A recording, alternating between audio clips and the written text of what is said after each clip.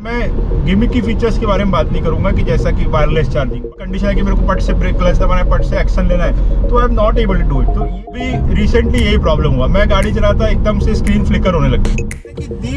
These are just gimmicks, आपके पास actually कोई product है नहीं इसलिए आप ऐसा प्रोडक्ट निकालते। मैं ब्रेक लगाना ही नहीं चाहता। ओके, आई बिलीव कि आप अगर ब्रेक दबा रहे तो there is something that you are doing wrong, because आपकी गाड़ी ओवर स्पीड हो सकती है। हाँ, ये चीज भी क्रूज कंट्रोल में अवॉइड होती है। ओके, उसमें कई ऐसे पॉइंट्स थे कि जहाँ पे लोग एक तो डर गए रहते या फिर वो अपनी नॉर्मल हैचबैक या सेडन लेके जाने की हिम्मत ही नहीं करते। क्लच बर्न हो गया था तो उसको पूरा असेंबली खर्च करने में 80-90,000 उसका खर्चा था। लगता है कि अगर कोई चीज मुझे गड्ढा दिखे तो जब तक मैं उस पर एक्ट करूँ तब तक वो गड्ढा मेरे गाड़ी के नीचे होगा।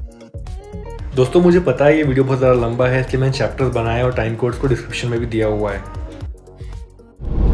Hey guys, so welcome back to another video of Nick Zeek। आज दोबारा से हैरियर ओनरशिप की बातें हो रही है। वैसे बहुत बातें होती हैं, लेकिन आज एक बार फिर से हम लॉन्ग टर्म रिव्यू लेकर आए हैं। पिछली बार एक 35,000 किलोमीटर पे हम लोगों ने आदि भाई का रिव्यू लिया था। आज हम लोग 36,000 किलोमीटर पे अजितेम भाई का रिव्यू ले रहे हैं। तो इस वीडियो में सबसे खास बात यह कि अजितेम भाई हमेशा रिसर्च करते रहते हैं, लॉन्ग ट्रिप्स करते रहते हैं और इनके पास में एक्सपीरियंसेस शेयर करने के लिए बहुत कुछ है, स्टोरीज बहुत सारी हैं जो आप लोगों को ऐसी इन्फॉर्मेशन दे सकते हैं कि अगर आप हैरियर के ओनर हो तो आप क्या एक्सपेक्ट कर सकते हो उस गाड़ी से। अगर आप हैरियर परचेज करने वाले हो तो आपकी लाइफ कैसी रह सकती है इस गाड़ी के साथ में जब लॉन्ग डिस्टेंस टूर कर रहे हो। कॉस्ट ऑफ ओनरशिप क्या रह सकती है, माइलेज आप क्या एक्सपेक्ट कर सकते हो, खर्चा कितना ज़्यादा है कितना कम रह सकता है कौन कौन से सिचुएशंस में, मेजर सर्विस के एक्सपेंसेस क्या रहे हैं अभी तक के, टोटल इन्होंने कितना खर्चा गाड़ी पे किया है, ये सारी चीज़ें हम इनसे आज जानेंगे। तो अगर आप हैरियर परचेज करने का प्लान कर रहे हो या आप हैरियर के फैन हो या आप हैरियर ओनर हो तो भी आपके लिए इस वीडियो में बहुत सारी इन्फॉर्मेशन रहेगी। सो डोंट फॉरगेट इस वीडियो को एंड तक जरूर देखें। एंड अगर आप चैनल पर नए हैं तो चैनल को सब्सक्राइब जरूर कीजिए, क्योंकि ऐसे बहुत सारे इन्फॉर्मेटिव वीडियोस एंड रिव्यूज हम लोग लाते रहने वाले हैं। So now without wasting any more time let's start. So अजितेम भाई, welcome back to the channel. अभी पिछले महीने ही हम मिले थे जब हमने फर्स्ट एनिवर्सरी की थी अपने फ्रेंडशिप की। हम लोग वो रिमोट की के बारे में बात कर रहे थे। सो आज मुझे आपसे जानना है, बहुत टाइम हो गया, 31,000 किलोमीटर पे आपकी फर्स्ट सर्विस हम लोगों ने कवर कर ली थी। इतनी सारी इन्फॉर्मेशन आपसे ले चुका हूँ, कुछ चीज़ें तो वीडियो में भी बताइए। मैं तो खुद सोच रहा हूँ कितनी बार हम लोगों ने एक ही बात कर दिया, आपके हाईवे टूर वगैरह ट्रिप्स कर लिए, पुणे मुंबई की ट्रिप्स के बारे में पूछ लिया। आप खुद हैरियर ही ले लेकर कितने बार घूमते रहते हो, आप बोर नहीं होते हो कि आपको कुछ ऐसा लगता नहीं कि अरे यार बहुत चला ली मन भर गया, ऐसा नहीं होता? नहीं भाई, मतलब अब ये गाड़ी में राइड क्वालिटी जो है, मतलब अपन जब ये तो I think it will sound like a broken record, but her Harrier का ओनर बोलता है ड्राइव डायनामिक्स चलाने का मजा, बट एक्चुअल में ये गाड़ी चलाने का मजा इतना है कि आप इतना चलाने के बाद भी अगर आप कोई मुझे बोलता है ना कि चल यार यहाँ चलते गाड़ी निकाल के, तो मेरे को एक सेकंड की भी झिझक नहीं होती है। अपने को बहाना चाहिए। हाँ बस, तो बस अपने को सिर्फ अपना काम संभालना है, अपना शेड्यूल संभालना है और थोड़ा बहुत बजट संभालना है। तो ये तीन चीज अगर अलाइन हो गई तो हम तो कभी भी एक पैर पे खड़े होते हैं कि भी हैरियर से ट्रिप निकाले। मतलब we are looking for more reasons ताकि हमारी गाड़ी और निकले और हमको और उसको चलाने का आनंद मिले। So you never get enough of it. नहीं, और चाहते हो, करते हाँ। करते ना, सेटिस्फेक्शन ही नहीं है। तो ऐसा बताओ, मैं आपसे बहुत सारी चीजें आज पूछूंगा, बट पहले मुझे ना कुछ नई चीजें आपसे पूछनी थी। एक तो मैंने आपसे ये पूछा, दूसरी बात मुझे ये पूछनी है क्या अब 36,000 किलोमीटर कर लेने के बाद और 1.5 साल हो जाने के बाद में अब आपको ऐसा लगता है कि इस गाड़ी में कुछ और हो सकता था, होना चाहिए था और अब कमी महसूस होने लगी है? राइट, तो अभी देखो कैसा है कि गुडी गुड बोलना या गुडी गुड रहना ये कोई सही बात नहीं है। ठीक है, कोई भी चीज़ अगर हम बोल रहे हैं तो हमको ऑब्जेक्टिवली उस चीज़ को उसके बारे में हमको बोलना चाहिए ताकि लोगों को पता चले। इवन हम लोग को भी गाड़ी चला करके ऐसा एक्सपीरियंस आता है। कभी कभी हमको ऐसा लगता है कि अगर आप कॉन्टेम्प्रेरी गाड़ी अगर मार्केट में देखते हो तो कभी कभी ऐसा लगता है कि जो फीचर्स हमको मिले, मतलब मैं गिमिक की फीचर्स के बारे में बात नहीं करूंगा कि जैसा कि वायरलेस चार्जिंग, बट जैसा आज के ज़माने में हम देखते हैं कि जैसा वेंटिलेटेड सीट हो गई या फिर एयर प्यूरीफायर हो गया, तो ये कोई चीज़ें ऐसी है कि आजकल कई सारी गाड़ियों में, मतलब बजट गाड़ियों में भी ये चीज़ आउट ऑफ द बॉक्स आ रहा है। और अगर लो वेरिएंट में नहीं तो एटलीस्ट एक मिड लेवल या प्रीमियम वेरिएंट 17-18 लाख 20 लाख में आ रहा है। हाँ, तो ये हमेशा से ये प्रॉब्लम रहा है कि जो फीचर कंपेटिटिव गाड़ी 1 साल पहले लेकर के आई वो आज फीचर गाड़ी में आ रहा है। और ऐसा भी होता है कि वो टाइम ये एक कोई फीचर की वजह से या वो एक कोई फीचर की वजह से कोई आदमी ने दूसरा गाड़ी ले लिया एंड अभी वो आज चीज हैरियर में अवेलेबल है। तो अगेन ये वो हमेशा नए लोग के लिए बहुत फ्रस्ट्रेटिंग होते हैं कि अभी मैंने 6 महीने पहले गाड़ी ली, अभी सारे वेरिएंट में एयर प्यूरीफायर आ गया। हाँ। या फिर ये जो चीज होती है कि नहीं हमने वेंटिलेटेड सीट डाली, वो सिर्फ फलाने कोई गोल्ड वेरिएंट में रहेगी या फिर ये सिर्फ काजीरंगा में रहेगा। तो I think this is something कि जो नए बायर को डिटर करेगा, क्योंकि आपको हाँ आप लॉन्च करो ना नया फीचर, आप ऐसे लैंडमार्क एडिशन में लॉन्च करो और वो चीज को फिर धीरे धीरे सभी लोग को available, it will help improve your numbers. और छोटी मोटी चीज जैसी अभी हम लोग बोलते हैं कि जैसा अभी आप गाड़ी चलाते हो तो एक डेड पेडल होना काफी जरूरी है। मतलब टाटा की टियागो गाड़ी है, उसमें डेड पेडल है, हैरियर में वो नहीं है। इतना सा है, छोटा सा है। वो क्लच के बाजू में इतनी सी गैप है, तो अगर आप ऐसे में पैर रखने जाता हूँ तो कभी कभार क्लच पे आ जाता है। फिर अगर मैं बड़ा जूता पहना हूँ या कोई ऐसा हैवी फुटवेयर पहना हूँ तो वो चीज ऐसी भी होती है कि वो मुझे क्लच दबा देती है, तो मुझे तो पर्पज ही खत्म हो जाता है। पर्पज ही खत्म हो जाता है। फिर वो ऐसा अभी देखो मैं निकालने की कोशिश करूँ, मेरा पैर क्लच में फंस गया। मैं अभी अगर तुरंत में कुछ ऐसा अगर मेरे सामने कंडीशन है कि मेरे को पट से ब्रेक क्लच दबाना है, पट से एक्शन लेना है, तो I am not able to do it. तो ये सारी चीजें ऐसी है ना कि ये थोड़ा सा टाटा ने सोचना चाहिए कि अक्रॉस अगर आप देखोगे तो आप अल्ट्रोज देखो, आप टियागो देखो, तो इसमें बहुत हाई फाई फीचर्स है, पंच में बहुत हाई फाई फीचर्स है, इंफोटेनमेंट में भी उसमें आपको कनेक्टेड कार टेक मिल जाता है, ठीक है, रिमोट इंजन स्टार्ट स्टॉप, ऐसे कोई फीचर मिल जाए जो हैरियर में नहीं है। अरे आपका अगर प्रीमियम ब्रांड है तो उसमें आप वो फीचर दे नहीं रहे हो, और उसके लोअर वर्जन्स गाड़ियों में अगर आप वो फीचर दे रहे हो, तो ये चीज मुझे थोड़ी सी कंफ्यूज करती है। सही बात कि ऐसा क्यों होगा, अरे why would anybody do this. तो इससे कभी कभी एज ए ओनर हम लोग को थोड़ा बुरा लगता है कि अरे यार कोई अगर एक आदमी नेक्सॉन या पंच या टियागो अल्ट्रोज लेके आता है तो वो कनेक्टेड कार टेक यूज कर पाता है। वो लोग अच्छे फैंसी एप्लीकेशंस में अपना माइलेज दिखाते हैं, कुछ और स्टैट्स दिखाते हैं, हम नहीं दिखा पाते। तो ये एक चीज हमें बिल्कुल अच्छी नहीं लगी कि भाई आपका जो प्रोडक्ट ऑफरिंग है that should be consistent, otherwise थोड़ा सा चीटेड महसूस होता है। और सेकंड चीज हमको एक ये लगी ना कि कोई भी चीज जब आप बनाते हो तो उसको एक तरीके से ना थोड़ा सा फ्यूचर प्रूफिंग उस चीज में होनी चाहिए कि आज अगर वो चीज लो तो 4, 5, 6 साल तक वो अपग्रेडेबल होनी चाहिए। अभी हाल ही में जो ये चीज हुई है कि एक सॉफ्टवेयर अपडेट से सिलेक्टेड हैरियर ओनर्स को वायरलेस एंड्रॉइड ऑटो और कारप्ले मिल गया और बाकी लोग को वो नहीं मिला। तो again this was a cause of a great rift. हाल ही में एक वो चीज हुई कि जिसमें कोई सॉफ्टवेयर अपडेट की वजह से कुछ सिलेक्टेड ओनर्स को, हैरियर ओनर्स को एंड्रॉइड ऑटो और वायरलेस कारप्ले ये सब मिल गया। तो again that was a source of a little bit of controversy, क्योंकि हाल ही में जो लोगों ने गाड़ी ली थी उनमें कुछ किसी को ये मिला, किसी को नहीं मिला। तो लोगों को लगा कि अरे यार हमको क्यों नहीं मिल रहा है, इन लोग को क्यों मिल रहा है, इन लोग को क्यों नहीं मिल रहा है। तो again what I think is अगर आपके पाइपलाइन में ये चीज है तो वायरलेस अडेप्टर जो आप दे रहे हो तो एटलीस्ट आप ऐसा प्रोविजन रखो कि कोई 1000-1500 में एक्स्ट्रा लेकर के कहीं से लगा ले, या there should be some provision for other owners to update. नहीं तो अदरवाइज लोगों को लगेगा कि यार हम लोग को इग्नोर किया जा रहा है कि अगर ये चीज आपके पाइपलाइन में थी तो एवरीबडी शुड गेट इट। ठीक है, उसकी यूजेबिलिटी है या आप उसको कितना यूज करते हो that is other point, but कुछ चीज होना ये भी एक सेटिस्फेक्शन होता है कि चलो यार। और ठीक है, अब जैसे मैंने 2 साल पहले गाड़ी ली तो मुझे इतना बुरा नहीं लगता, बट जिसने 2 महीना या 1 महीना पहले गाड़ी लिया है उसको ये चीज काफी ज्यादा फील होती है। ऐसा मेरे साथ भी हुआ था, मैंने गाड़ी ली और 1 महीने 2 महीने के बाद में सनरूफ वाली गाड़ी आ गई। हाँ, तो बहुत लोगों के साथ होता है। हाँ, BS4 में भी ये चीज शुभम के साथ। तो ये एक चीज है। और दूसरी बात मतलब जो ओवरऑल जो निगल्स होती है, अभी मेरे को इंफोटेनमेंट सिस्टम के साथ मैं आपको जब से मेरा पहला ओनरशिप हुआ था तभी मैं बता रहा था, अभी रिसेंटली यही प्रॉब्लम हुआ। मैं गाड़ी चला था एकदम से स्क्रीन फ्लिकर होने लग गई। अच्छा, ऐसे मैं वीडियो भेजूंगा आपको। हाँ। आप दिखा सकते हो उन लोग को। तो मैं फोटो करके शोरूम में भेजा सर्विस सेंटर में, तो वो बोले कि वारंटी में हो जाएगा, बट आप एक काम करो नया अपडेट करके देखो। अच्छा, तो मैं जाके नया अपडेट करके लेके आया। 2-4 दिन वो अच्छा चला। अभी परसों के दिन की बात है, उसकी मेरा वीडियो है, सडनली ब्लैंक हो गया कंट्रोल। हाँ, मैं कार प्ले सुन रहा था, सडनली FM रेडियो चालू हो गया और स्क्रीन हो गई ब्लैंक। मैं सारे बटन दबा रहा हूँ, ठीक है, कोई असर नहीं हो रहा है। वॉल्यूम कुछ नहीं, नथिंग, ना कम हो रहा था ना ज्यादा हो रहा था। इससे नेक्स्ट बैक कुछ भी नहीं हो रहा था। मैंने उसकी भी वीडियो बनाई मेरे फोन में पट से और उसको रीसेट किया। फिर मैंने उसको अभी वापस से सर्विस सेंटर भेजा है, तो अभी वो नई केस रेस करने वाले ताकि ये चीज रिप्लेस हो जाए। या फिर जो छोटे मोटे इश्यूज मैंने आपको बताया थे कि भाई अगर हम लोग डायरेक्शन ले रहे हैं तो मिड पे उसका करेक्ट वो नहीं आता है, कभी गाने के नाम सही नहीं आते हैं, कभी फोन में ऐसा होता है कि मैंने एक बार आप ही को, एक मेरे दोस्त को फोन लगाया था और उससे पहले मैंने निखिल आप ही को फोन लगाया था, तो मेरे MID में दिख रहा था निखिल बोर्ड पे। हाँ, और इंफोटेनमेंट में मेरे दूसरे दोस्त का नाम दिख रहा है और दोनों की। अब क्या भाई, ये ऐसी चीजें हम लोग एक्सपेक्ट नहीं करते जबकि हम एक प्रीमियम गाड़ी दे रहे हैं। आप कंपटीटर देखो, आप जीप कंपास का इंफोटेनमेंट देखो, आप पागल हो जाओ। हाँ, मैं वही बोलने वाला था, इतना रिफाइंड इंफोटेनमेंट सिस्टम है उसका कि आपको लगेगा कि यार मैं क्या यूज कर रहा हूँ। वही मैं बोल रहा था कि हम लोगों ने इस प्राइस सेगमेंट में दूसरी गाड़ियों से कंपेयर किया तो जैसे किया हुंडई में क्या अपने को इंफोटेनमेंट वगैरह सब अच्छा मिल जाता है, पर हम ड्राइव डायनेमिक्स को प्रेफर करते तो हम हैरियर लेते हैं। बट जीप कंपास में ड्राइव डायनेमिक्स भी अच्छे हैं और इंफोटेनमेंट MID ये सब भी अच्छा है।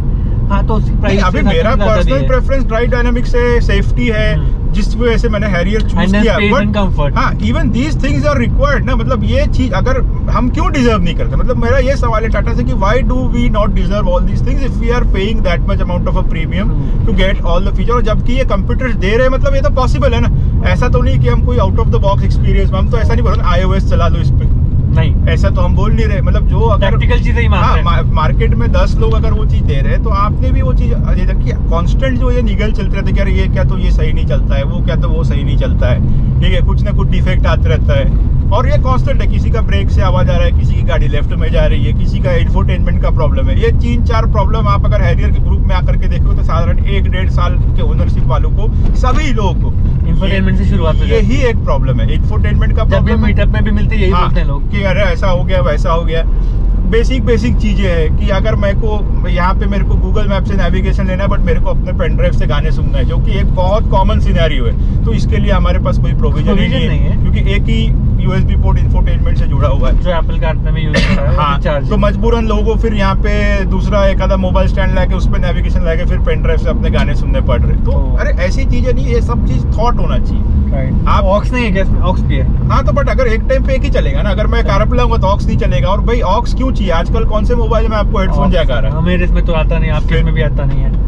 एप्पल वालों के लिए तो 3.5 mm जैक कई साल पहले बंद हो गया, हो चुका है। हाँ, एंड्रॉइड वालों के लिए अगर है तो वो अगेन केबल होना जरूरी है। पेन ड्राइव में म्यूजिक ये कार का एक की कंपोनेंट है फॉर सो मेनी इयर्स ना।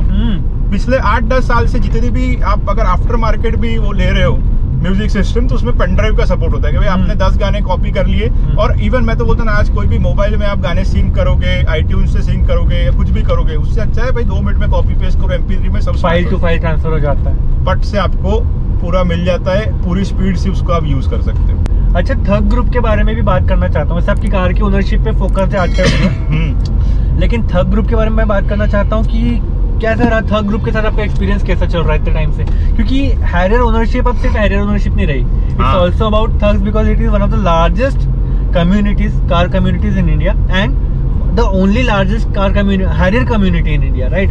Thanks to Agnelo and all the people like you, जो आप लोग इस ग्रुप को बड़ा कर रहे हो, लोगों के साथ में कोऑपरेट कर रहे हो। आपका पर्सनली क्या एक्सपीरियंस है थग के साथ में, जो आप लोगों को बताना चाहते हो कि थग की वजह से हैरियर का एक्सपीरियंस आपका ज्यादा बढ़िया हो रहा है? मैंने गाड़ी लिया था सितंबर में और अराउंड अक्टूबर-नवंबर के पास में थग ग्रुप से एसोसिएट हो गया, और right from that time there have been so many good things happening. देखो, thug is sort of like your family, ठीक है, और क्योंकि ये एक इतना बड़ा ग्रुप है, मतलब आप बिलीव नहीं करोगे, इंडिया में आप कहीं भी जाओ आपको थग मेंबर मिल जाना है। ओके, तो इस वजह से जो आपको एक रीच मिलती है या फिर जो एक आपको एक सपोर्ट सिस्टम मिलता है ना, वो चीज is incomparable to any other thing that you might want to experience. True. आज मैं इतना घूमता हूँ, मैं कहीं भी जाता हूँ तो मुझे एटलीस्ट थग ब्रांडेड गाड़ी कहीं ना कहीं दिख तो जाती है, या फिर एटलीस्ट मुझे लोग पूछने आते हैं कि अरे आप थग मेंबर हो क्या, आप यहाँ पे कैसे आए? या फिर जैसा अभी मैं बीच में फैमिली के साथ दमन गया था, तो हमारे थग ग्रुप के एक स्नेहल राणा भैया है, तो वो मुझसे वहाँ मिलने आए। अरे वाह। हाँ, फिर हम लोग साथ में फोटो शेयर किया। हाँ, हमने फोटो शेयर किया, तो हम मिलने आए, उन्होंने हमको खाने वाने पे बुलाया एंड ऑल दैट। तो ये कैसा होता है कि एक सेफ्टी जैसा होता है कि अगर हम अननोन जगह पे गए, हम सिर्फ अगर हमारे कम्युनिटी में मैसेज डालते कि भाई मैं ये सिटी में आया हूँ और मुझे मान लो कर गाड़ी कोई काम करना है या कुछ मुझे इन जनरल दूसरी हेल्प चाहिए, तो जो थग मेंबर्स है वो आते हैं, they offer their help, some go above and beyond, या फिर उनका जो वो सिटी का जो लोकल नेटवर्क है, जैसा भी नागपुर में हमको पता है कि भाई अच्छी सर्विसिंग कहाँ होगी, स्पेयर पार्ट कहाँ मिलेगा, या so many there are things जो हम लोग अगर उनको कुछ रहने को होटल चाहिए या कोई खाना खाना है, तो ये सारी चीजें जो है ये I can help them with all these things because मेरे को सिटी का नॉलेज है। सेम चीज ऐसी होती है कि अगर मैं बाहर जाता हूँ तो वो मेरे को हेल्प करते हैं। जैसे हम लोग के एक और मेंबर है परीक्षित जी, जो छत्तीसगढ़ से बिलोंग करते हैं, वो अभी गोवा में गए थे थग्स के साथ, तो उनको रिटर्न आना था, तो उनको ये जानना था कि अगर उनको अमरावती से रिटर्न आना है या फिर पूना से रिटर्न आना है, तो नागपुर से निकलने के लिए सबसे बेस्ट वे कौन सा रहेगा, कहाँ उनको कम ट्रैफिक मिलेगा, हाँ, होटल कहाँ रहना चाहिए, खाना कहाँ खाना चाहिए, ब्रेक कहाँ लेना चाहिए। तो मैंने उनको एक बार में पट से बता दिया, गूगल मैप पे कुछ स्क्रीनशॉट शेयर कर दिया। तो ये जो नेटवर्क आपको मिलता है, ये अदरवाइज आपको पॉसिबल नहीं होता है। तो वो एरिया का जो आदमी रहेगा उसको जितना नॉलेज नॉलेज है आपको नहीं रह सकता। तो ये this is a very knowledge की बात हो गई, लेकिन मैंने देखा लोगों को खुशी बहुत होती है बताने में। ये बताने समझ में नहीं आ रहा, हैरियर का कोई लेना देना नहीं इसमें। लोग ही हमें थग ग्रुप में ऐसे मिल रहे हैं, by default they are happy to help. मैं प्रशांत जी को जानता हूँ मुंबई में, उन्होंने बहुत अच्छे से मुझे सजेस्ट किया कि चलो एक एमएचओ वालों का ये ले लेते हैं, ओनरशिप मीटअप ले लेते हैं, वो उन्होंने करने में हेल्प कर दिया।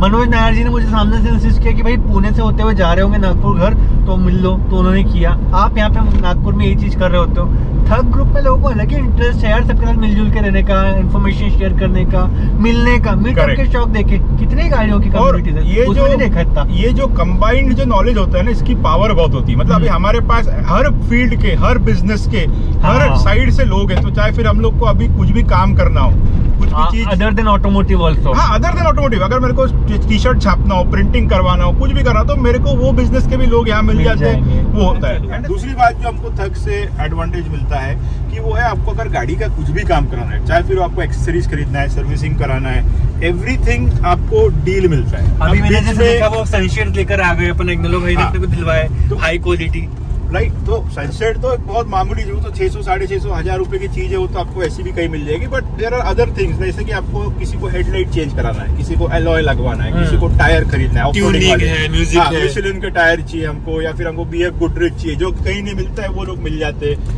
ठीक है, आपको इंश्योरेंस, हमारे पास इंश्योरेंस डीलर्स है जो आपको अच्छे कंपिटिटिव रेट में आपको गाड़ी के लिए इंश्योरेंस देंगे विद मोस्ट फीचर्स। और फिर जैसे डैश कैम खरीदे लोगों ने, TPMS खरीदे लोगों ने, हेडलाइट्स अपग्रेड कराए। तो ऐसे कितनी सारी चीजें हैं कि जो आप कम्युनिटी में रह के किसी और के एक्सपीरियंस से आप सीख सकते हैं और सेम मिस्टेक करने से या फिर बच सकते हैं। हाँ, डिस्काउंटेड रेट पे अगर आपको कोई पार्ट चाहिए तो बीच में अभी हम लोग के यहाँ पे हेडलाइट का डील हो गया है, TPMS का डील हो गया है, डैश कैम का डील हो गया है। तो जो 15,000 20,000 ऐसी चीज है वो आपको 4 या 5,000 रुपए डिस्काउंट करके मिल रही है, just because 50-60 peoples are ordering it. जो ये सनशेड आपको बाहर 800-900 के आएंगे, वो हम लोग को 650 पे रेट पे मिलता है, वो भी घर पहुंच, आपको कहीं नहीं जाना पड़ता। आज मेरे को 10 पीस आए, उसमें क्या हमने 8-10 पीस इधर उधर बांट दिए, जो 1-2 लोग नहीं मिले उन लोग को हम अभी कुछ दिन में उसको 1-2 दिन को डिलीवर कर देंगे। बट अदरवाइज इतना जो क्वालिटी प्रोडक्ट है जो आपकी गाड़ी के लिए कस्टमाइज बना है, ये आपको कहाँ मिलेगा, कहीं नहीं मिलेगा। तो ये सब इसलिए हो पाता है because few people took the initiative, जैसे कि इग्निलो है, उन्होंने लीड करके ये ग्रुप बनाया। उसके साथ साथ ग्रुप के हम लोग के ड्राइव्स भी होते हैं, जैसा अभी रिसेंटली गोवा जा करके, तो this is also good experience कि आप उनके साथ जाओ, वहाँ पे आपको फेलो एरियर ओनर्स मिलेंगे, आप उनसे अपना एक्सपीरियंस शेयर कर सकते हैं। सबके पास नई स्टोरीज, अलग अलग स्टोरीज, अलग एक्सपीरियंसेस। कोई कहाँ रहता है, कोई कहाँ रहता है, उनके वहाँ के टेरेन, उनके वहाँ के खुद के एक्सपीरियंस कैसा क्या होता है, सर्विसिंग की कॉस्ट से लेकर के। अभी ये भी बीच में कई बार ऐसा हुआ है कि जब हम लोग का सर्विसिंग वीडियो आया था, कई लोग ने मुझे बोला कि आपका इनवॉइस शेयर कीजिए, आपको क्या लगाया था, क्यों लगाया था, why did you change this one. उससे लोगों ने अपना भी बिल कई जगह पे कम करवाया, फिर एटलीस्ट उनको एक जस्टिफिकेशन मिला कि अगर मेरा XYZ अमाउंट अगर जा रहा है तो क्यों, what is the purpose behind it, कि why is this being change. तो उनको वो चीज की नॉलेज मिली थ्रू व्हाट वी डिड या फिर through what other peoples are doing. तो ये चीज आपकी तभी होगी जब आपको एक फोरम पे इतने सारे लोग मिलेंगे from all over the country कि जो अपना अलग अलग एक्सपीरियंस, अपना अलग अलग नॉलेज सब लोग के साथ एकदम एंथुसियाज्म से और ओपनली शेयर। और यहाँ पे मैं एक पॉइंट ये ऐड करना चाहता हूँ कि अपन तो वीडियो बना लेते हैं, अपन नागपुर में है, बहुत सारे थग मेंबर्स ऑल ओवर इंडिया, सबका तो वीडियो हम नहीं बनाते, लेकिन क्योंकि वो एक ग्रुप है, फेसबुक, टेलीग्राम, व्हाट्सएप, सब जगह पे लोग शेयर करते हैं अपना एक्सपीरियंस, तो बहुत लोगों को पता वैसे भी चलता है। सो वो कम्युनिटी का मेन पावर वो है कि वो ग्रुप में जुड़े हुए हैं, जितने लोग उस ग्रुप में एक्टिव रहेंगे उनको ज्यादा से ज्यादा नॉलेज मिलता रहेगा। बिल्कुल बिल्कुल सही बात। तो that's something I loved about this, और ये एक वजह है जिसकी वजह से मैं कोई दूसरी गाड़ी खरीद नहीं पा रहा।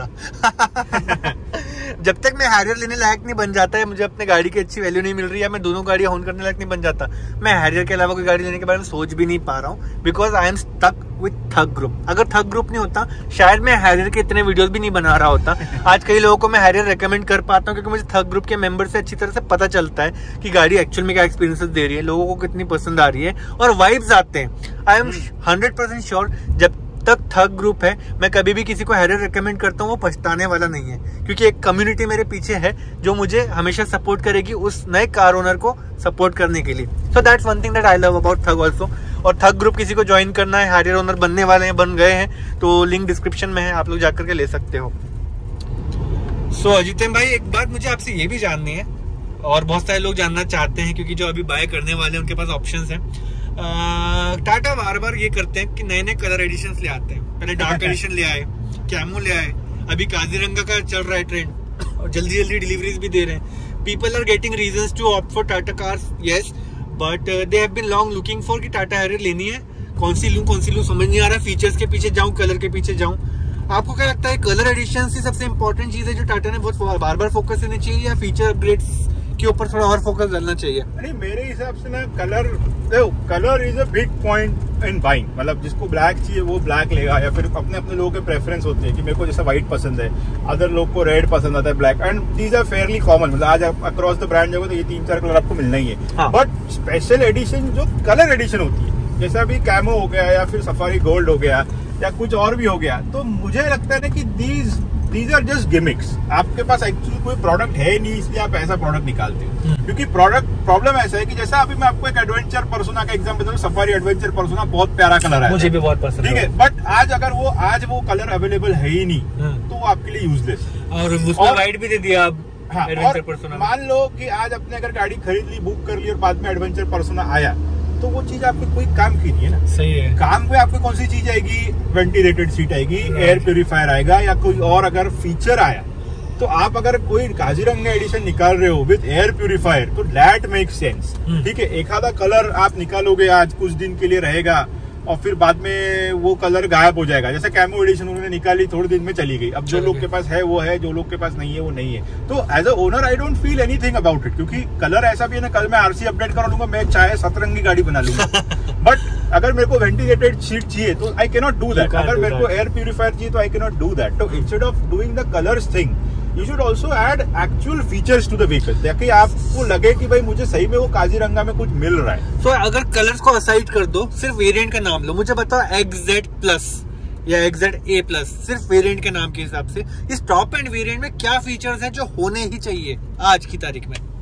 नहीं, तो जैसे मैं आपको बोला कि आज एक वेंटिलेटेड सीट आपने बोल दिया, एयर प्यूरिफायर बोल दिया। एयर प्यूरिफायर भी अभी ये जब से कोविड आया तब से बहुत उछल रहा है। चलो छोड़ देते हैं उसको भी, इंपॉर्टेंट में तो ventilated seat is a very crucial feature कि जो मिस नहीं होना चाहिए। और वो 360 कैमरा बोल रहे हैं जो लोग, 360 कैमरा अगेन उसका अपना अपना पर्सपेक्टिव होता है, but I think that is also very handy feature, खास करके अगर आप सिटी में जा रहे हो तो that gives a very nice congested parking में नाइस आउटलुक कि भाई आपको दिख जाता है कि एग्जैक्टली आपकी गाड़ी की पोजीशनिंग कैसी है, आप वो चीज दे सकते हो। आई थिंक ऐसा कुछ जो फीचर है ये अगर मिस हो रहा है for 2 years in the running, तो that is even after BS6 2 years में हो गए। आई डोंट अंडरस्टैंड कि what is the psyche of the product developers, कि क्या वो मार्केट देख नहीं रहे हैं कि कौन से गाड़ी में क्या फीचर आ रहे हैं। किया सेल्टॉस वेन्यू में ये सब फीचर्स है और आप नहीं दे रहे हो, इसके लिए I don't think there is an excuse. और वो जो रियर डिस्क ब्रेक नहीं दिया अभी तक के, again that's a question of perspective. अभी मैं तो इतनी गाड़ी चला लिया, मुझे तो कभी वो चीज मिस नहीं हुई। ओके।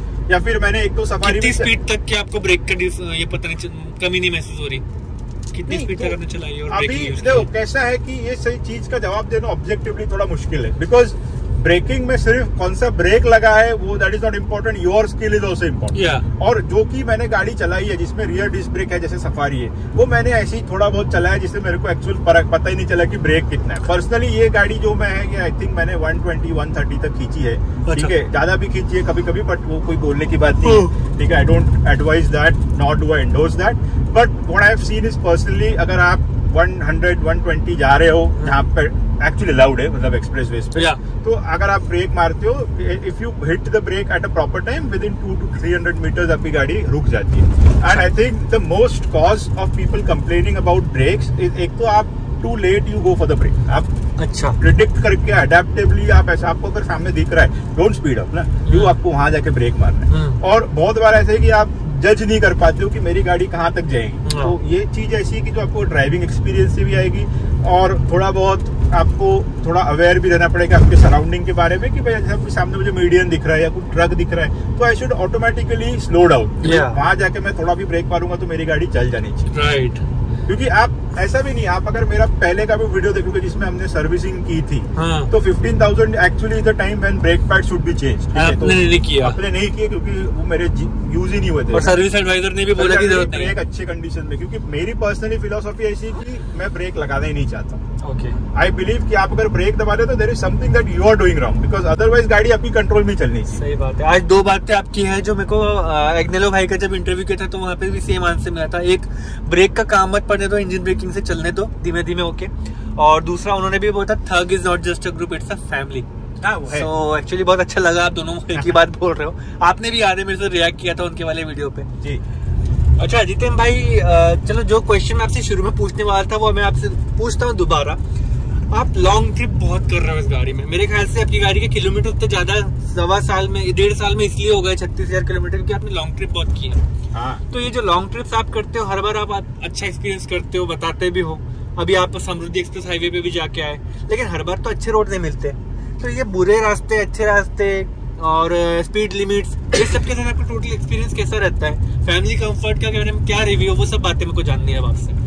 देखो, अब आप अगर ट्रिप के बारे में बात करोगे तो एक्चुअली मैं बोलूँगा कि जो टाइम में अभी हम लोग रह रहे, आई think the road quality has increased many folds. मतलब जब मैं इनिशियल डेज याद करता हूँ, जब मुझे नया लाइसेंस मिला था, मैं पहले गाड़ी लेकर के निकल रहा था, तो मैक्सिमम रोड्स 2 लेन रहती थी, ठीक है। सीमेंट कंक्रीट की रोड एक आधी ही मिलती थी, एक आधी।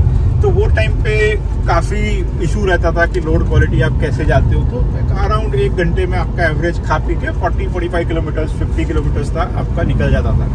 तो ये एक तो गाड़ी भी ऐसी है कि कई सारे सिचुएशन में बहुत आराम से निकल जाती है, और ओवरऑल भी सड़कों की क्वालिटी इतनी अच्छी हो गई है कि today getting around 60-65 kilometers an hour, like including your foot brakes, is quite normal. तो एक चीज मैंने ये नोटिस किया है कि हर जगह जब आप जाते हो तो you reach quite comfortably. आपको ऐसा बहुत 12-15 घंटा नहीं लगता है। मतलब जो अर्लियर मेरे को पुणे में याद है कि मेरे को 14-16 घंटे लग जाते थे पुरानी गाड़ी से। हाँ। अभी ये गाड़ी से पुरानी गाड़ी मतलब क्या, इंडिका या टियागो? इंडिका विस्टा या फिर टियागो भी। तो उससे मेरे को जैसा 14 घंटे 15 घंटे लग जाते थे, तो ये गाड़ी से मैं इजीली 12 आवर्स में पहुंच जाता हूँ विदाउट स्ट्रेसिंग मच। क्योंकि और आपको ज्यादा ये नहीं करना पड़ता, भगाना नहीं पड़ता, बस स्लो होने के नौबत कम आ रही है। हाँ, और गाड़ी का पावर है तो गाड़ी पिकअप भी बहुत ले लेती है। अब टियागो जैसे गाड़ी में प्रॉब्लम ऐसा थी कि अगर आप 80 चले गए, फिर आपने अगर कोई रीजन में 40 आ गए, तो फिर 80 पहुंचने में आपको अगेन थोड़ा समय लगता है। पेट्रोल है वो, नहीं डीजल ही, बट इट्स 1.2, तो उसको थोड़ा समय लगता है। तो इसको वैसा नहीं है, कैसे इंस्टेंटली आप वापस से वही स्पीड पे आ जाते हो जो स्पीड में आप चल रहे थे। सिटी ड्राइव मोड में या स्पोर्ट मोड में? मैं अभी तक के मेरी मैक्सिमम 90% गाड़ी सिटी में ही चलाया हूँ। स्पोर्ट्स में मैंने एक ही बार चलाया था, जब मैं गुजरात गया था सापुतारा की पहाड़ी चढ़ते वक्त। तो गुजरात क्या, दमन दीव जो अभी गए थे? हाँ, दमन गुजरात वाला जो ट्रिप हुआ था। तो दमन से गुजरात आते सापुतारा जाते वक्त जो घाट लगता है, तो वो घाट चढ़ने के लिए मैंने स्पोर्ट्स मोड यूज किया था। तो उसमें मेरे को काफी अच्छा फीडबैक मिला था। बट अदरवाइज जनरली मैं सिटी मोड में ही प्रेफर करता हूँ। मोड से इतना कोई भयंकर फर्क नहीं पड़ता है, और जो आपका जो जिस तरह से आप ड्राइव करते हो उसमें फर्क नहीं पड़ता। हाँ, आप एग्रेसिव ड्राइव नहीं करना चाहते मोस्टली। हाँ, एग्रेसिवली अगर आप लाइट स्पीड चलाते हो, हाँ, हाई स्पीड में एक्सीलरेट करना है, बार बार आपको कम्पिटिटिवली ऐसा भगाना है, तो स्पोर्ट्स मोड आपको हेल्प करेगा। बट अगर आप लाइट एक्सीलरेटर वाले हो कि जो आप एक कंट्रोल्ड वे से गाड़ी चलाते हो, तो आप थिंक सिटी मोड में भी आपकी गाड़ी अच्छा आपको परफॉर्मेंस दे देगी। अच्छा, आप एक स्मार्ट कार ओनर लगते हो मुझे, कि आप बहुत सारे फीचर्स गाड़ी के यूज में लेते हो, और मॉडर्नाइजेशन में सबसे इंपॉर्टेंट फीचर्स में से और एसेंशियल फीचर्स में से एक है क्रूज कंट्रोल। बहुत सारे लोग क्रूज कंट्रोल वाली गाड़ी लेके भी क्रूज कंट्रोल यूज नहीं करते। उनको इंस्पायर करने के लिए मैं जानना चाहता हूँ आपसे, क्रूज कंट्रोल क्यों यूज करना चाहिए, उसका क्या बेनिफिट मिलता है, मजा आता है कि क्या मिलता है, आराम मिलता है? Cruise control I think is one of the most amazing features that I use. मतलब अभी ये फीचर मेन स्ट्रीम हुआ है, बट सबसे पहले मैंने ये फीचर यूज किया था शेवरले की क्रूज गाड़ी में। एक मेरे सर है, उन्होंने गाड़ी अराउंड 2011 में गाड़ी ली थी। उस गाड़ी में वो टाइम पे कीलेस एंट्री टू स्टार्ट ये सब फीचर्स थे। तो I was actually amazed to see कि आप अगर एक एक्टिवेट कर देते हो आपका क्रूज कंट्रोल, तो एक सेट स्पीड में आपकी गाड़ी आगे बढ़ती रहेगी, आपको एक्सीलरेटर देने की जरूरत नहीं है। तो सबसे पहला इससे मेरे को फायदा ये महसूस हुआ कि लॉन्ग ड्राइव पे जो आपका थोड़ा सा एक पैर अकड़ जाता है एक्सीलरेटर दबा के रखने में, हाँ, वो आपका नहीं होता। अब नहीं होता। सेकंड चीज, एंकल पेन नहीं हो रहा। हाँ, सब कॉन्शियसली कभी कभी एक्सीलरेटर दब के आपकी गाड़ी ओवर स्पीड हो सकती है। हाँ, ये चीज भी क्रूज कंट्रोल में अवॉइड होती है। थर्ड चीज ऐसी होती है कि हम क्या करते हैं, थोड़ा सा रेस करते फिर छोड़ देते, फिर थोड़ा रेस करते फिर छोड़ देते, थोड़ा रेस करते छोड़ देते। इंजन पे स्ट्रेन पड़ता है उससे? नहीं, बट एक आपका आरपीएम कांस्टेंट नहीं रहता है। अच्छा। तो आप एकदम रेस करोगे फिर थोड़ा स्लो हो जाओगे, फिर थोड़ा रेस करोगे फिर थोड़ा स्लो हो जाओगे।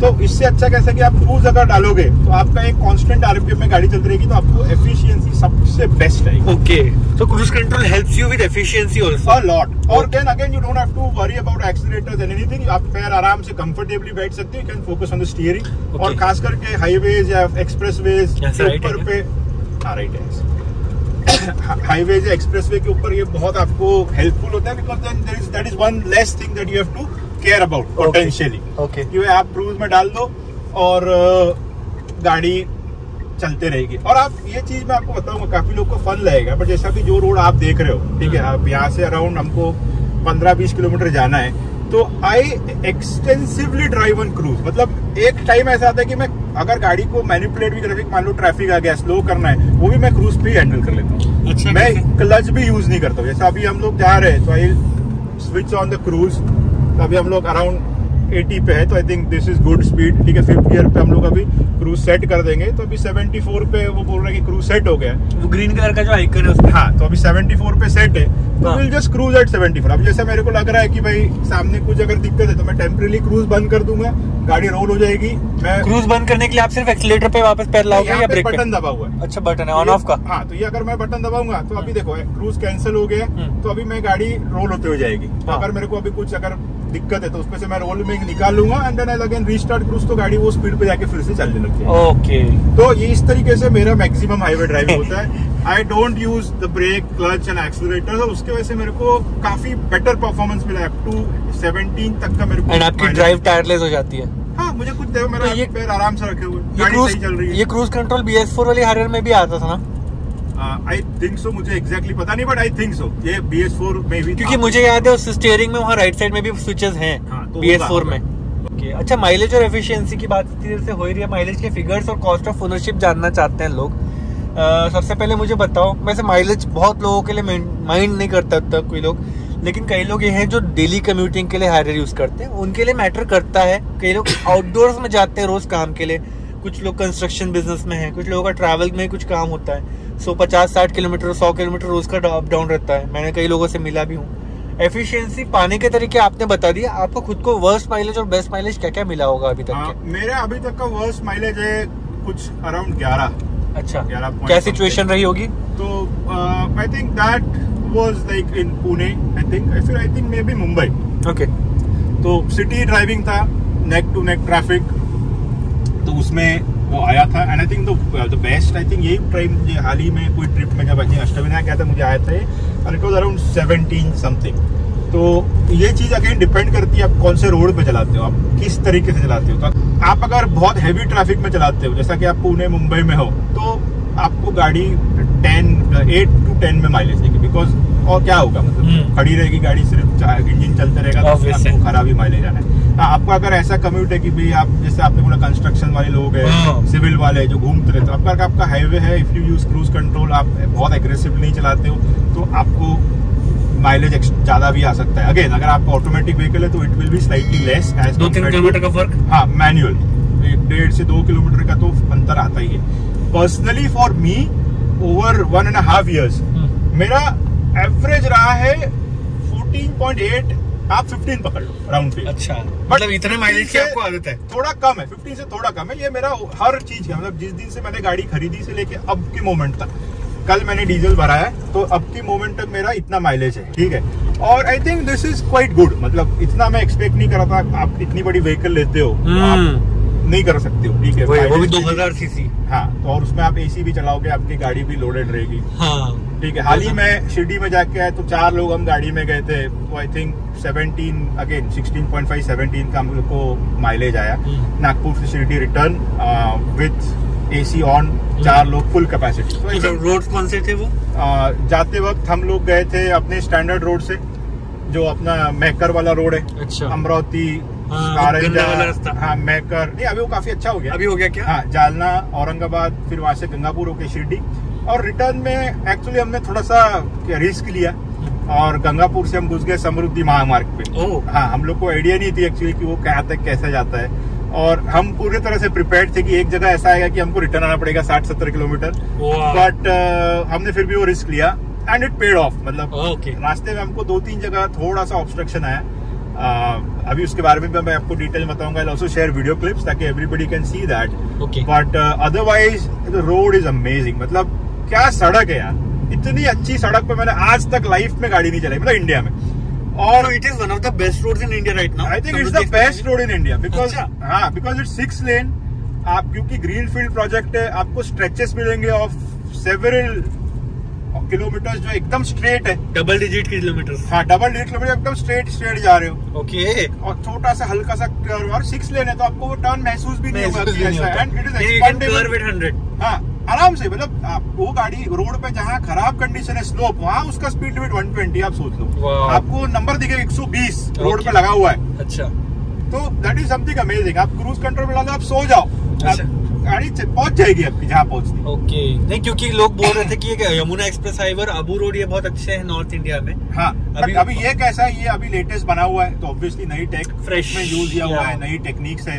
कैमरा भी होंगे अभी तो कुछ हमको दिखा नहीं, ऐसा कोई ऑपरेशन है नहीं, but once it officially open ये सारी चीजें हमको पता चल जाएगी। बट इट्स चालान आएगा जब हाँ कि कोई साउथ कोरियन सिस्टम वहाँ लगने वाली है to monitor speeds and everything and all that. तो I think that is going to be a state of the art road. And I think उसके बाद जो नए एक्सप्रेसवेज बन रहे हैं, जैसा बॉम्बे दिल्ली बन रहा है, मुंबई अहमदाबाद बन रहा है, तो वो सब रोड्स में भी ये सारी फीचर्स रहेंगी। बट अगेन ये सारी चीजें हमेशा traditionally north India waste India में होती थी, नागपुर में ऐसा कभी डेवलपमेंट कभी नहीं हुआ। I think this is very exciting for us. और आज भी हम जब ये ड्राइव करते हैं तो we I think touched the opening of Samruddhi, तो I think we can also share that footage with you. या एब्सोल्युटली। तो आपको अगर अभी ऐसा रेडी होने के कगार पे ही है। हाँ, तो आपको मैं पहले एक चीज बोल दूं कि आप अगर समृद्धि हाईवे पे जाना चाहते हो फ्रॉम एनीवेयर, तो please do it at your own risk. क्योंकि आपको क्या मिलेगा उसका कोई आपको मैं भरोसा नहीं दे सकता हूँ, बिकॉज वहाँ जो लोग का कंस्ट्रक्शन चल रहा है उसके हिसाब से चीजें डायनामिकली रोज बदलती रहती है। हाँ, कौन से पार्ट में क्या होगा कुछ बोल नहीं सकते। हाँ, तो अगेन आपको कई जगह पे एग्जिट्स ब्लॉक्ड मिलेंगे। ओके। अच्छे 50-100 किलो के सीमेंट के ब्लॉक्स रखे हुए फॉर यू टू डिस्करेज कि भाई आपने नहीं जाना चाहिए, क्योंकि एक्टिवली काम चल रहा है, पेंटिंग चल रहा है, मजदूर रैंडमली काम कर रहे हैं, अगर आप ओवर स्पीड करते आओगे it can be a very bad accident. तो इस चक्कर में आपको कई सारी जगह पे, मतलब जैसे हम जब गंगापुर में जब चढ़े तो जो दोनों प्रॉपर एंट्रेंसेस थे रैम्प्स चढ़ने के लिए, दोनों ब्लॉक थे। हमको एक पीछे से एक पतले रास्ते से खेत में से जाकर के रोड पे चढ़ना पड़ा। शायद वहाँ से वर्किंग वालों की गाड़ियाँ जाती होंगी। हाँ एग्जैक्टली, उन्होंने वो जगह रखी है for the tippers and everything. हाँ, तो वो जहाँ से वो लोग सर्विस देने के लिए जा सके, तो वहां से हमने गाड़ी निकली और औरंगाबाद पहुंचते मतलब फॉर लाइक 15-20 किलोमीटर भी ट्रैवल्ड। तो उसमें हमको बीच में एक जगह ऐसी कि जहाँ पे सीमेंट के चौड़े स्लैब्स ऐसे गिरा के रखे थे। अच्छा। तो अभी मेरी ये गाड़ी थी, मुझे पता था नहीं किसी की, मैं कॉन्फिडेंटली चले गया। वो पॉइंट से कई लोग मेरे को यूटर्न लेके वापस जाते हुए। अच्छा। फिर हम थोड़ी देर और आगे गए, रास्ता फिर ब्लॉक था, इट वाज नियर औरंगाबाद। तो वहाँ फिर हमने एक जन से पूछा, तो उसने हम लोग को थोड़ा सा गाइड किया, तो हम रोड से नीचे उतर गए, हमको थोड़ा वापस आना पड़ा। एंड देन जो साइड में जो मड एरिया है जहाँ से उनके ट्रक्स जाते हैं, वो टेरेन में से हमने गाड़ी निकाली। अब हालांकि हैरियर थी इसलिए हमको कोई दिक्कत नहीं है, but if it was any other vehicle, उसमें कई ऐसे पॉइंट्स थे कि जहाँ पे लोग एक तो डर गए रहते, या फिर वो अपनी नॉर्मल हैचबैक या सेडन लेके जाने की हिम्मत भी नहीं करते। एक जगह भी इतनी पतली जगह थी कि जिसमें से ट्रक के बाजू से हमको निकालना था, तो वो again I share the footage, it was very very difficult. अभी हम लोग रिस्क लेने को तैयार थे। हाँ, it was on the muddy road, एक साइड पत्थर थे, एक साइड ट्रक खड़ा था, हमको बीच में से सुई में से धागा निकाले जैसे गाड़ी निकालनी पड़ी। उसके बाद फिर औरंगाबाद के बाद, मतलब ये जो हादसा मैंने आपको बताया, ऑफ रोडिंग करने के बाद जब वो ट्रक के गैप से निकल के जब हम लोग गए, वहां से हम लोग को एक अच्छा स्ट्रेच मिला अराउंड 50-60 किलोमीटर्स, जिसमें हम लोग को रिलेटिवली कम दिक्कतें आई। जो छोटी मोटी दिक्कतें थी वैसे हम रॉन्ग साइड जाके निकल सकते थे, या कोई मीडियम चेंज करके निकल सकते थे। एक और जगह पे हम लोग को ऐसा मिला कि ऐसे मट्टी से स्पीड ब्रेकर जैसे बनाया था ढलान, तो उसमें बलेनो जैसी गाड़ी फंस गई थी एक्चुअली। मैं देखा, मैं एक नेक्सॉन बड़ा आराम से आ गई। नेक्सॉन भी? हाँ, नेक्सॉन बड़े आराम से आ गई वहां से एकदम। नेक्सॉन तो कहीं से भी सरप्राइज करती लोगों को। हाँ, नेक्सॉन यार बहुत सही गाड़ी है यार, मेरे को बहुत पसंद है। मैंने उस गाड़ी के पुराने वाला जो वेरिएंट आता था ना, उसके लद्दाख के ऐसे वीडियोस देखे, मैं बोला यार ये गाड़ी तो क्या क्या नहीं करती। तो वो आराम से आ गई। बलेनो आई, तो बलेनो जब उतरने लग गई ढलान से, तो उसका जमीन में उसका बॉनेट ऐसा फंस गया था। तो वो थोड़ा सा सॉरी बॉनेट नहीं, बम्पर, तो थोड़ा सा डैमेज होके निकला। एक और बलेनो भी ऐसी निकली। BMW वाले को तो मैंने खुद बोला, 7 सीरीज थी, मैं बोला भैया प्लीज मत ले क्योंकि मैं इसे बर्दाश्त नहीं हो रहा, नो ग्राउंड क्लियरेंस है। वो गाड़ी सीसो बन के फंस गई थी वहां पे। फिर वो थर्ड ऑब्स्टेकल क्रॉस करने के बाद कोई इशू नहीं है। The road is really amazing. मतलब एक जगह पे ऐसा सीन मैं आपको शेयर करूंगा कि जो पहाड़ था, पहाड़ को काट के उसमें से रोड ले गए। तो आप on the both side of the road you can see, जैसे दीवार जैसे पहाड़ है और बीच में से सन्नाटी हुए रोड जा रही है। ओके। टनल्स भी जो बने हुए उतने ही सुंदर से। So you are able to imagine जब ये रेडी हो जाएगा तो कितना मजा आएगा। हाँ, हमने एक वो भी देखा जो वहाँ पे वाइल्ड लाइफ ओवरपास बने हुए हैं। अच्छा, ब्रिज जैसा ऊपर, जैसे आपने सिवनी रोड पे है। हाँ नहीं, बट दैट्स फॉर एनिमल्स।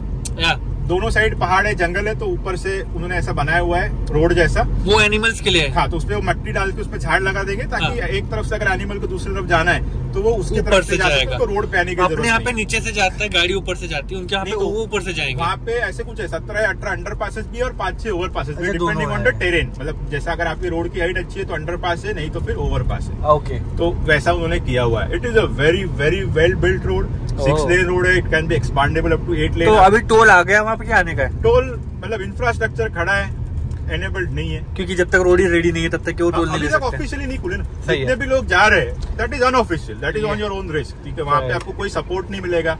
तो the second reason why I am not encouraging anybody do this is, अगर आप मान लो ये सब चीजों से आप निकल गए, आपके पास अच्छी गाड़ी, आप बहुत एक्सपीरियंस ड्राइवर हो, आप गड्ढों से निकल गए, ऑफ रोडिंग कर ली, बट आपको वहाँ पे खाने पीने के लिए कुछ नहीं मिलेगा, आपको वहाँ पेट्रोल नहीं मिलेगा, आपको there is zero support. Because जितने भी लोग हैं ऐसे इंथुजियास्ट लोग हैं या फिर लोकल लोग हैं वो एरिया के, हाँ, वो थोड़ी वहाँ से खाना पीना खाएंगे। हाँ, ऐसे इसलिए ढाबा और रेस्टोरेंट नहीं खुलेगा अभी तो वहाँ पे। अगर आप मान लो, अगर आप कन्वेंशनल हाईवे पे अगर आप रुक गए, आप किसी को भी फोन कर दो तो बोलोगे भाई मैं ये गांव के इतने पास हूँ, आपको कोई भी हेल्प दे देगा। समृद्धि पे प्रॉब्लम ऐसा है कि आप खुद कहीं खेत से चढ़े हो तो वो कहाँ से चढ़ेगा, and how will he support you. तो ये चीज के लिए मैं पहली बात तो लोकेशन बताना भी मुश्किल है, हाँ, दूसरा वो रूट अभी तक गूगल मैप पे भी नहीं है। That's a green field road ना, it's entirely freshly constructed project. तो अगर वो आपको जालना के पास छोड़ रहा है या महकर के पास छोड़ रहा है तो that is also very far away area from the city. True, ऐसा नहीं कि आप सिटी के बीचों बीच जा रहे हो जैसे कि ओल्ड हाईवे से, हाँ। तो वो वहाँ पे सपोर्ट मिलना, हेल्प मिलना बहुत मुश्किल है। वी टुक द रिस्क, अब हमने किया, that was our own decision. अगर हमको कुछ खराब आती तो ऑब्वियसली वैसे आप फ्रेंड्स के साथ थे, फैमिली के साथ नहीं थे। हाँ, तो अगेन व्हाट आई से इज, आप जब आपका गाड़ी चलाते हो तो बी स्मार्ट, बी इंटेलिजेंट, और आपकी सेफ्टी, आपकी गाड़ी की सेफ्टी कॉम्प्रोमाइज हो ऐसा प्लीज कुछ ना करें। राइट, अगर हम कर रहे हैं तो वो हमारा रिस्क पे कर रहे हैं, we are ready to face, और हम लोग के पास फॉर्चुनेटली वो सब टूल्स भी है जिससे हम लोग इस सिचुएशन से बाहर निकल सकते हैं। But that is not possible for everybody. तो आप प्लीज ऐसा ना कीजिए कि ये देख करके आपको कुछ इंस्पायर हो गए तो कुछ कर लिया, अनफॉर्चुनेट हो गया।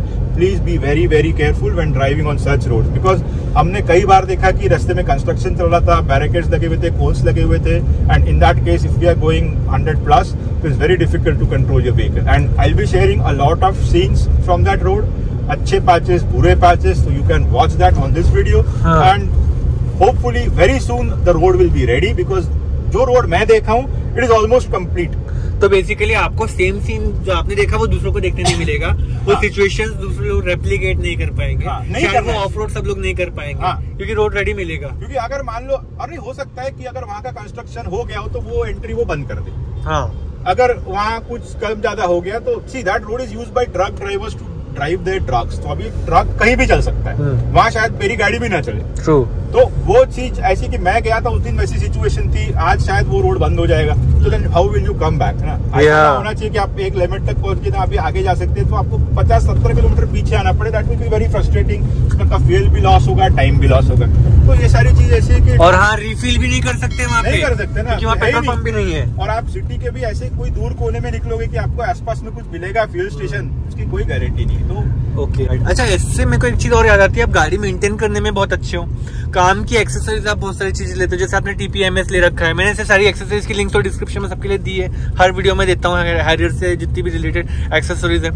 गाड़ी मेंटेन करते हो आप टोटल में जाकर कितना ज्यादा एक्सपेंस करते हो बाकी लोगों से, कि आप कम एक्सपेंस करते हो या आप मॉडरेट एक्सपेंस करते हो? क्या है आपका कॉस्ट ऑफ ओनरशिप? मेरे को ये तो नहीं पता बाकी लोग की स्पेंडिंग हैबिट्स क्या है, तो I just tell you about what I do, and everybody can be their own जज। कि हो सकता है किसी के नजरे में मैं बहुत ओवर स्पेंड करता हूँ, किसी के नजरे में मैं कम स्पेंड करता हूँ। किसी मेन जो गाड़ी का खर्चा होता है वो होता है डीजल। अच्छा, ठीक है, तो अराउंड मेरे हिसाब से जो मुझे नंबर अभी याद है, ठीक है, it might be off by a couple thousand rupees, but जो मैंने लास्ट देखा था, मुझे 1.5 साल में टोटल 2 लाख रुपए खर्चा आया था, जिसमें अराउंड आई थिंक 1-1.25 लाख रुपए का डीजल था और ऊपर का पैसा सर्विस का था। ऐसा 2 लाख रुपए ever since you purchased? ये कब से कब तक का पीरियड बोल रहे हो? सितंबर 2022 से फेब, मतलब अभी लेटेस्ट फिगर जो है मैं आपको स्क्रीनशॉट निकाल के 1 महीने पहले तक आपने 2 लाख रुपए डाल दिए। ऊपर कुछ छोटा मोटा पेट्रोल का खर्चा एक्स्ट्रा आ गया होगा, that will probably be it, but हाँ अराउंड 2 लाख रुपए आप पकड़ लो, 2-2.25 लाख रुपए, जिसमें मेरा सर्विस का कॉस्ट और पेट्रोल का कॉस्ट, ये दो डीजल फ्यूल और सर्विस और डेफ वेफ सब आ गया उसमें। अच्छा, ठीक है, उसके अलावा कभी कभी हम लोग एक्साइटमेंट में स्पीड में जाते हैं तो छोटा मोटा चालान कट जाता है, आई थिंक वो मेरा 2-3 बार कटा है, तो आई थिंक उसमें पे थोड़ा बहुत फाइन लगाए और बाकी तो अपना टोल वोल जो हम लोग जाते रहते हैं वो उसमें हम लोग का छोटा मोटा पैसा जाता है। अच्छा, ये तो देखो चलो आपने ही 1.5 साल में 36,000 किलोमीटर किया, इसलिए आपका ज्यादा डीजल में खर्चा है, सबका तो नहीं होगा। तो जनरलाइज्ड वे में हम लोग पर किलोमीटर के हिसाब से ओनरशिप देंगे लोगों को। तो आप बताना कि कैसे किया। आपको जो चीज याद रखना है कि आपकी सबसे पहली सर्विसिंग आती है 1000 किलोमीटर, ठीक है। तो ये एक्चुअली कोई ऐसी बहुत सीरियस सर्विस नहीं थी, जस्ट टू चेक कि भाई पहले 1000 किलोमीटर में कुछ कम ज्यादा तो नहीं हो गया गाड़ी। तो they like not what tight कर लेंगे, छोटा मोटा ऑयल चेंज कर लेंगे, बस एक वो प्रिकॉशनरी होता है। तो आपकी सही मायने में पहली सर्विस होती है 7,500 किलोमीटर। सेकंड सर्विस जो है तो हैरियर में हर 7,500 किलोमीटर में आपका एक सर्विस है, ठीक है। Alternate service is a major service. जैसे मैंने आपको बोला 7,500 पे आपका फर्स्ट माइनर सर्विस होगा, जिसमें आपके ऑयल लेवल्स ऐसे सब जनरल हेल्थ चेकअप गाड़ी का होगा। एंड अगर आपकी कोई एक स्पेसिफिक कंप्लेंट है कि यार भाई मेरा ये प्रॉब्लम है या वो खराब हो गया है, तो वो चीज एड्रेस होगी, ओके, ठीक है। जो आपकी पहली मेजर सर्विस आएगी दैट विल बी आफ्टर 7,500, मतलब टोटल 15,000 में आपका पहला सर्विसिंग आएगा। इस चीज में फिर आपका जो है जैसा कि आपका एयर फिल्टर हो गया या कोई ब्रेक शू हो गया, ऐसी सारी चीज इसमें आपकी एड्रेस होगी। For more details please check your manual. आपके मैनुअल में दिया हुआ है कि कौन से सर्विसिंग में क्या होता है। अच्छा। तो जैसे मैंने आपको बोला कि 7,500 पे माइनर, 15,000 पे मेजर, फिर 22,500 पे माइनर, उसके बाद आपका नेक्स्ट सर्विसिंग आएगा 30,000 पे मेजर, जो हमने अभी की थी। हाँ, जो हमने अभी रिसेंटली की थी। तो आपके हर माइनर सर्विस में आपको अराउंड 2,000 रुपीज तक का खर्चा आएगा, ओके। और आपके हर मेजर में आपको अराउंड 15,000 रुपीज तक का। माइनर से और मेजर में बहुत डिफरेंस है ना? हाँ, क्योंकि मेजर में आपके काफी सारे कंज्यूमेबल पार्ट्स चेंज होते हैं, जैसा ऑयल फिल्टर हो गया, ब्रेक फिल्टर हो गया, फ्यूल फिल्टर हो गया, या फिर और भी कोई वेयर एंड टेयर पे ब्रेक हो गया। ज्यादातर लोगों के ब्रेक पैड्स भी आएंगे। हाँ, तो ये सारी चीज कॉस्टली होती है और ये सारी चीज आपको आपका सर्विस एडवाइजर से बताएगा depending on how you use your vehicle and what your conditions are. So that average cost is around 15,000। तो अगर आप एक साल में 10,000 किलोमीटर चलाते हो एक नॉर्मल यूज, तो आपको हर ऑल्टरनेट ईयर 15,000 भरना है और हर ऑल्टरनेट ईयर आपको 2,000 भरना है। तो उसके हिसाब से आप आपका फंड यूज अरेंज कर सकते हो, ताकि जैसे अभी इस साल आपने 7,500 करा तो अभी अगले साल आपको 15,000 भरना है। ये चीज आपने सर्विस वीडियो में भी बताई थी। उसके अगले 2 साल बाद फिर आपको 15,000 भरना है, फिर 4 साल बाद आपको 15,000 भरना है। तो मतलब इस तरीके से आप अलर्ट रह सकते हो and you can manage your funds well. इससे मुझे एक और चीज याद आती है, वैसे वीडियो बहुत लंबा है बट फिर भी पूछ लेता हूँ। क्लच को लेकर के कई लोग पूछते हैं, मुझे भी कमेंट्स में आता है कि गाड़ी के क्लच में कुछ इशू है क्या। क्लच मतलब सिर्फ पेडल की बात नहीं कर रहा हूँ, एक्चुअल जो गियर बॉक्स में क्लच अटैच्ड है उसकी बात भी कर रहा हूँ। तो ओवरऑल इन दोनों चीजों के साथ आपका एक्सपीरियंस कैसा है? Clutch pedal plus clutch plate. नहीं, क्लच का ऐसा है कि it takes a bit of getting used to, ठीक है। क्लच गाड़ी का थोड़ा हार्ड है और गाड़ी का, हाँ, आपका गाड़ी का पावर भी थोड़ी ज्यादा है, तो आपको उसके हिसाब से आपका क्लच रिलीजिंग मैनेज करना होता है, अदरवाइज आपकी गाड़ी स्टॉल हो सकती है। मैं जब नया गाड़ी चलाने वाला था तो मेरी खुद की गाड़ी ऐसी कभी कभी बंद हो गई थी, ठीक है। भले मेरे को इतने साल का एक्सपीरियंस है, तो दैट कैन हैपन, उसमें कोई गलत बात नहीं है, गाड़ी का नेचर है। हाँ, धीरे धीरे जब आपको गाड़ी की एक आदत हो जाएगी तब आपको महसूस करोगे कि बहुत इजीली आपकी गाड़ी आप क्लच से कंट्रोल कर सक रहे हो और गाड़ी मैनेज कर सक रहे हो। तो I think that is something about getting used to. And again ultimately मेरा कहना आप मत मानो, अगर आपको सही में लगता है कि आपका क्लच आपको परेशान कर रहा है तो आप सर्विस सेंटर जाइए, चेक करवा लो, चेक करवा लीजिए। अगर आपको कुछ लगता है ढीला करना है, टाइट करना है, हो सकता है कोई एयर पकड़ ली हो या फिर स्पीड कम ज्यादा हो गया होगा, तो गेट इट एड्रेस, क्योंकि क्लच प्लेट बहुत महंगी जाती है। अभी हाल ही में मैंने देखा किसी का क्लच बर्न हो गया था, तो उसको पूरा असेंबली खर्च करने में 80-90,000 उसका खर्चा, लैंड रोवर लेवल खर्चा एकदम। हाँ, तो क्लच हमेशा ही महंगा होता है, चाहे फिर वो कोई भी गाड़ी रहे। That is a very bad thing, essential component of the drive system. हाँ, तो वो चीज हम जितना अच्छे से उसको रख पाए, जितना केयरफुली हम उसको यूज कर पाए, और that is the worst thing that can happen to your vehicle. अच्छा जितेन भाई, before we close the video, there is one important point. गाड़ी के हेडलाइट जो बहुत लोग बात नहीं करते, रिव्यूज में भी कवर नहीं होती बातें, बट मुझे बहुत लोग मिलते हैं, बहुत लोगों से बातें होती हैं। शुभम भाई भी अपने हेडलाइट अपग्रेड करके बैठे हैं। मुझे एक स्टॉक हैरियर ओनर से ये जानना है, आप बताओ गाड़ी के हेडलाइट कितने सेटिस्फैक्ट्री है, क्योंकि कई लोग हैरियर के हेडलाइट को उतना ज़्यादा अच्छा पसंद नहीं कर रहे हैं, बट आप हैरियर की स्टॉक चीज़ों से एटलीस्ट 80% संतुष्ट मालूम पड़ते हो। तो क्या आप हैरियर के स्टॉक हेडलाइट जो है अपर डिपर जेनन HID जो इसमें लगे हुए हैं, हेलोजन फॉग लैंप है, क्या उनसे संतुष्ट हो? नॉट रियली, मतलब ये अच्छा पॉइंट आपने छेड़ा। एक्चुअली मैं जब हम लोग बात डिस्कस कर रहे थे इन द स्टार्टिंग, जो चीज मुझे पसंद नहीं है, एक्चुअली मैंने उसमें बोलना चाहिए था, बट फॉर सम रीजन मैं बोल नहीं पाया, मैं शायद भूल गया था। शायद आप नाइट में ड्राइव कम करते हो। हाँ, जनरली मेरा खुद का प्रेफरेंस ऐसा है कि मैं शाम को 7-8 के बाद जनरली प्रेफर नहीं करता हूँ ड्राइव करना, इट्स माय पर्सनल चॉइस। तो मेरी सिटी में घूम लेते होंगे बट बाहर नहीं जाते। मेरे ट्रिप्स भी ऐसी प्लान होते हैं कि end of the day around 7 PM 8 PM। अगर बहुत ही कोई अनअवॉइडेबल सर्कमस्टेंस है तभी मैं रात को जाता हूँ, बट तो शायद हो सकता है उसके लिए मेरे दिमाग में नहीं है। But now that you mention it, actually मैं नहीं हूँ सेटिस्फाइड। मतलब होता कैसे कि अगर आप अपर में गाड़ी चला रहे हो तो अच्छा खासा आपको विजिबिलिटी मिल जाती है, but at the same time आगे वाले आने को ना बहुत दिक्कत होती है, वही ब्लाइंडनेस, आंखें चौंधिया जाती है, एकदम ब्लाइंडनेस होता है। तो मैं रिस्पॉन्सिबल ड्राइवर, आपको डिपर लगाना पड़ता है जब सामने गाड़ी आ रही है। एक्चुअली आप अगर ये भी देखोगे कन्वेंशन रूल्स भी जो है, तो आपको अपर नहीं चलाना है। जहाँ तक आपको डिपर ही गाड़ी चलाना है। Upper is to be use only very rarely, जब बीच में डिवाइडर है, बड़े-बड़े डिवाइडर, आप बहुत डार्क रोड पे जा रहे हो, यहाँ कोई लाइट नहीं, तब आप अपर यूज करो। तो व्हाट आई सॉ इज कि डिपर का ना रीच नहीं है, थ्रो नहीं होता, मतलब हार्डली। मतलब रेनन HID जो डिपर वाले हैं उनका काम नहीं आ रहा उतना। तो होता कैसा है कि मुझे कई बार डर ऐसे लगता है क्योंकि बहुत लिमिटेड उनका थ्रो है, तो हो सकता है कि अगर कोई चीज मुझे गड्ढा दिखे तो जब तक मैं उस पर एक्ट करूं तब तक वो गड्ढा मेरे गाड़ी के नीचे हो चुका होगा। तो थोड़ा उसका मतलब ज्यादा थ्रो चाहिए। And I have seen other cars जिसमें कि अच्छा हेडलाइट आता है, या फिर जो हम लोग के भी दोस्त लोगों ने अपडेट किए अपने हेडलाइट्स, बाद में एक्सटर्नल लाइट्स लगाए, उनका भी थ्रो जब मैंने देखा तो आई फाउंड कि there was a huge difference. And ये एक चीज़ ऐसी कि जो मैं एक्चुअली बहुत सीरियसली कंसिडर कर रहा हूँ कि आने वाले कुछ दिनों में एटलीस्ट नई फॉग लाइट तो भी, एटलीस्ट हेडलाइट जो डिपर है वो तो भी मैं उसका अपग्रेड कर लूँ। क्योंकि फॉग लाइट का ऐसा है कि फॉग लाइट का इतना महसूस नहीं होता। अगर आपकी मेन हेडलाइट अच्छी है तो fog light acts like a complementary light, generally cornering में वो लग जाती है, बट इसमें इतना कुछ उसका मेरे को महसूस नहीं होता है। आई थिंक अगर primary light if it is good enough तो फॉग लाइट चल भी सकता है। बट लेट्स सी, अभी हम लोग के यहाँ पे काफ़ी, जैसे मैंने आपको जब भी बोला था कि पैकेज डील्स चलते रहते हैं। If anybody is going to order the next time, I think वो मैं करूँगा। और आई थिंक नागपुर में ही शायद हम लोग के एक और मेंबर है स्वप्नील देशमुख करके, उन्होंने भी किसी से बात की अभी हाल ही में, उन्होंने भी अपडेट किए अपने हेडलाइट्स। अच्छा, तो they are thinking for Nagpur level deal, जिसमें हम वहाँ जाके फिट करा के ला सकते हैं। I think I will also be exploring. मैं भी एक वीडियो रिलीज करने ही वाला हूँ। विजय जी ने अपने हेडलाइट अपग्रेड करने के लिए लाए हैं, शुभम भाई ने अपग्रेड किया बहुत हैवी लेवल पे, पर विजय भाई उतने हैवी लेवल के नहीं कर रहे। वो फॉग लैम्प, अपर वाले रिफ्लेक्टर हेडलैम्प, और वो देखना है कि कितने लोग किस तरह से हेडलाइट अपग्रेड करते हैं। सबके ही वीडियो आएंगे। मुझे प्रशांत जी के भी वीडियो अच्छे लगे थे हेडलाइट के, जो उन्होंने मुंबई में किया अपग्रेड। शुभम भाई का मुझे पसंद आया था। अभी विजय भाई का कर रहे हैं तो उनका मैं वीडियो लाऊंगा, XZA+ जो है उनकी, और फिर आप भी करोगे तो आपका वीडियो लाएंगे। देखते सब लोगों को बताएंगे कि हेडलाइट अपग्रेडेशन के कितने पॉसिबिलिटीज हैं हैरियर में, कैसे कैसे इल्यूमिनेशन रिजल्ट है। फिर जिसको भी जो लेवल का पसंद है उसके हिसाब से वो बता सकता है। सभी को जो हेडलाइट के वीडियोस में दिखाऊंगा वो कैसे करना है उसका भी इंफॉर्मेशन मैं दूंगा। So stay tuned with us for more informative videos like this. Headlight upgradation हो गया, ओनरशिप रिव्यूज हो गए, किसी भी प्रकार के एक्सेसरीज अपग्रेड जो भी कर रहे हैं लोग, वो सब वीडियोस आएंगे। So again I would say stay tuned with us, subscribe to the channel with bell icon, ताकि आपको फ्यूचर वीडियोस नोटिफिकेशन में मिलते रहे।